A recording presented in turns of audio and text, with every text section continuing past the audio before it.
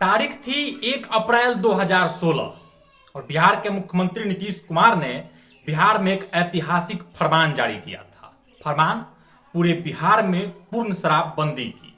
लेकिन जानते हैं, पूर्ण शराबबंदी जैसा बड़ा फैसला नीतीश कुमार ने एक दिन में नहीं लिया था, अचानक से नहीं लिया था, बल्कि 2015 के विधानसभा चुनाव के पहले एक कार्यक्रम में नीतीश कुमार शिरकत करने पहुंचे थे और वहां उपस्थित महिलाओं ने नीतीश कुमार के सामने ये मांग रखी थी कि हम लोग इस बार भी आपको चुनाव जिता देंगे, लेकिन चुनाव जीतने के बाद आपको पूरे बिहार में शराब को बंद करना पड़ेगा। और नीतीश कुमार ने वहां उपस्थित महिलाओं से यह वादा किया था कि अगर 15 का विधानसभा चुनाव हम जीत जाते हैं तो पूरे बिहार में पूर्ण शराबबंदी लागू कर देंगे, कानून बना देंगे। चुनाव नीतीश कुमार जीते भी, भारी बहुमत से जीते और उसके 4-5 महीने के बाद नीतीश कुमार 1 अप्रैल 2016 को बिहार के ग्रामीण क्षेत्रों में शराब बंद कर दिया था। और उसके 4 दिन बाद नीतीश कुमार ने कहा कि लोगों की ऐसी मांग आ रही है कि 2-3 चरणों में ना करके पूरे बिहार में एक ही बार में शराब को बंद कर दी जाए। और फिर 4 दिन बाद नीतीश कुमार ने पूरे बिहार में शराबबंदी जैसा बड़ा फैसला ले लिया था, बिना ये सोचे, बिना ये समझे कि बिहार जैसे पिछड़े राज्य में शराबबंदी कानून बना देने मात्र से क्या लोग शराब बेचना छोड़ देंगे, क्या लोग शराब पीना छोड़ देंगे। और नीतीश कुमार ने इतना बड़ा फैसला ले लिया था। और जानते हैं, शराबबंदी के 8 साढ़े 8 साल बीत जाने के बाद भी आज भी पूरे बिहार के हर गांव में, हर चौक चौराहा पर, हर शहर में शराब बिल्कुल आसानी से उपलब्ध है।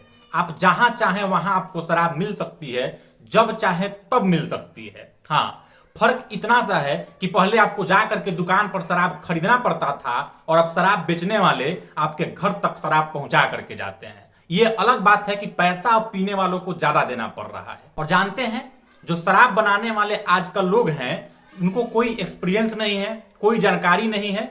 वे शराब जब गांव में बनाते हैं तो किसी चीज की मात्रा उसमें ज्यादा हो जाती है और फिर वो शराब जहर बन जाती है। और उसको पीने के बाद गरीब तबके के लोग, कमजोर तबके के लोग, जिनको पीने की आदत है, जिन्होंने नीतीश कुमार के कानून बना देने मात्र से शराब पीना नहीं छोड़ा है, वैसे लोग शराब पीते हैं और असमय काल के गाल में समा जाते हैं। कभी छपरा में मौत होती है, कभी सिवान में, कभी गोपालगंज में, कभी नवादा में, कभी जमुई में, कभी शेखपुरा में, कभी चंपारण में। मतलब बिहार के 38 जिला में से शायद ही कोई ऐसा जिला होगा जहां शराबबंदी के बाद जहरीली शराब पीने से लोगों की मौत ना हुई हो। और जानते हैं, नीतीश कुमार खड़े होकर के मंच से कहते हैं कि शराबबंदी कानून बना देने से बिहार में 90% लोगों ने शराब पीना ही छोड़ दिया है। जबकि मैं आपको दावे के साथ कह रहा हूं कि 14 करोड़ की आबादी में 14 लोग भी पूरे बिहार में ऐसे नहीं मिलेंगे जिन्होंने नीतीश कुमार के कानून बना देने के कारण से शराब पीना छोड़ दिया हो।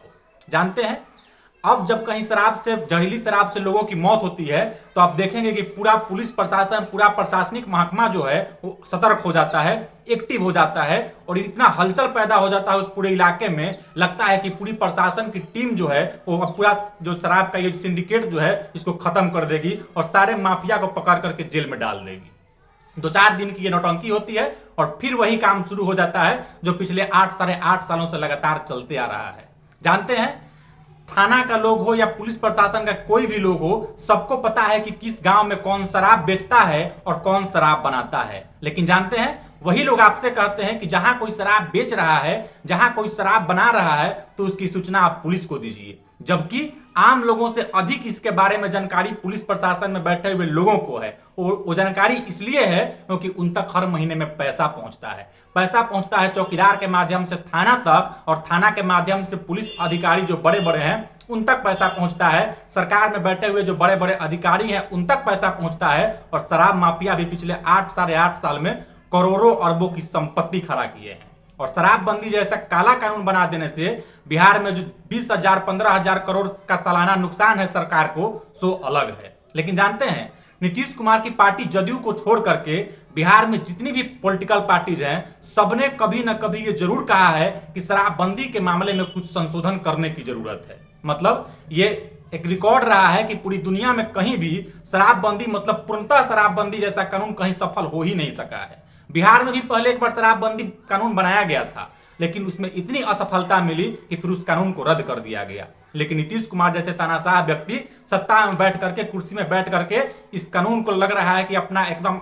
अभिमान बना लिए हैं कि चाहे कितने भी लोगों की मौत हो जाए लेकिन इस कानून पर कुछ संशोधन नहीं करेंगे और शराबबंदी कानून को चालू रखेंगे। और जब कोई पत्रकार नीतीश कुमार से पूछता है कि महोदय फला जिला में इतने लोग शराब के कारण मर गए हैं, तो नीतीश कुमार मुस्कुरा कर कहते हैं कि जो शराब पिएगा वो तो मरबे करेगा ना, शराब बढ़िया चीज थोड़ी है। ये सबको पता है कि शराब बढ़िया चीज नहीं है नीतीश कुमार जी, लेकिन आपको ये पता होना चाहिए कि आपके कानून बना देने मात्र से बिहार में के किसी एक गांव में भी शराबबंदी कानून सफल है तो उसका उदाहरण आप बता दीजिए। बिहार में किसी एक गांव भी ऐसा है, कोई एक गांव जहां के लोगों ने आपके कानून बना देने से शराब पीना छोड़ दिया हो, शराब बेचना छोड़ दिया हो, तो उस गांव का नाम आप सार्वजनिक कर दीजिए। 40-45 हजार गांव है पूरे बिहार में, लेकिन एक किसी गांव में आपका शराबबंदी कानून सफल नहीं है। और ये असमय जो काल के गाल में समाने वाले लोग हैं, ये कमजोर लोग हैं, ये मजदूर हैं, ये गरीब हैं, और जो बड़े बड़े शराब के माफिया हैं, बड़े बड़े भ्रष्ट अधिकारी हैं, बड़े बड़े भ्रष्ट नेता हैं, इसी शराबबंदी कानून के आड़ में शराब का सप्लाई करते हैं, शराब बेचवाते हैं, शराब लोगों को पिलवाते हैं, बंटवाते हैं